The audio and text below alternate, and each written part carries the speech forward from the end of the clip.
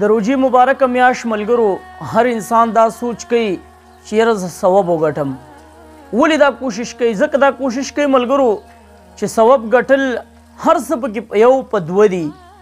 نو که یو سړی غلط کار کوي، یو سړی د ګناه کار کوي یا ظلم کوي، نو زه هم دا سوچ دی وکړي چې یاره دا به پکې هم یو په دوه وي. یو بابا چې د هغه سره فوډ انسپکټرانو ډېر زیاتې کړی دی، بیا هغه بابا څه کوي ملګرو؟ راځئ د هغه چغې او سورې واورئ، بیا ډېر زیات اهم پیغام در کوم چېرته ځئ مو زما سره اوسئ. یا الله دې تباہ برباد کړې، یا الله دا حکومت په بله غواړې، داسې زندګي ده په خدای په ملت داسې زندګي ده. پرېږده یاله یاله دا پرېږده حکومت او دې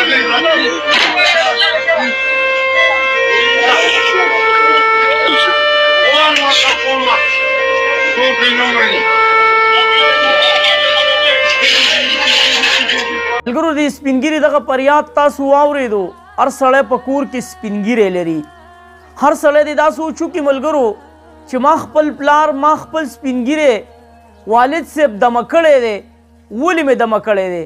ځکه چې د دې ژوند یو مقصد وي. کله چې یو انسان راغټ شي نو د هغه دا سوچ وي چې یاره زه به د خیره سره واده کوم، زما به بچي وي، بیا به زما هغه بچي کامیابیږي او زه به چې په سپینه ګیره باندې شم نو زه به بیا عبادت کوم او په کور کې به ناست یم. نو زه یم کله چې یو سپین ګیره تاسو په بازار کې ووینئ چې یاره هغه لګیا دی په دې سپینه ګیره باندې لګیا دی، روزګار کوي، کار کوي، نو نالیدلي دا سوچ کوئ چې د دې بابا په زړه باندې خو اول سوال د قبلېدو دی. بیا د دې بابا به ډېره غټه مجبوري وي، ځکه به د دې سړک په دې غاړه باندې ولاړ وي او خپل محنت مزدوري به کوي. بچی به نه یا به بچی داسې وي بابا د دمه کېدو کوشش به نه کړی. نو چې یو سړی تعلیم یافته وي، یو سړی شعور والا انسان وي، هغه سره عهده وي په لاس کې، هغه تنخوادار وي، هغه هم بیا د یو بابا سره داسې چل کوي. نو سوچ کول پکار دی ملګرو چې ګیله به موږ د چا نه کوو.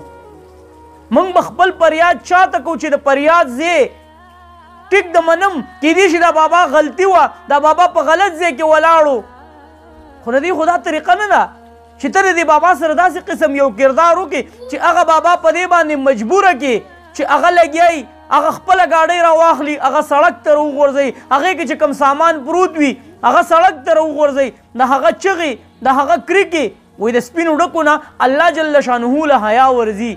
نو د دې باباجي دا فریاد به ستا څه خیال دی؟ د دې مبارکې روژې په خاطر هغه الله جل شانه به نه وي اورېدلی؟ نو ستا به څه انجام وي، ستا به څه حالات وي؟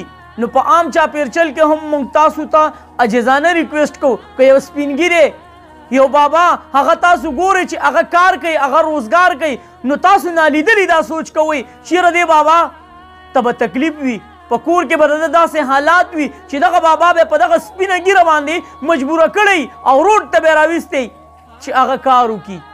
نو د روژې مبارکه میاشت ته دا سوچ خو مونږ کوو چې یاره ثواب پکې یو په دوه دی، خو دا سوچ هم کول پکار دي. که ظلم کوم نو د دغه ظلم سزا به ماته یو په لس باندې میلاویږي.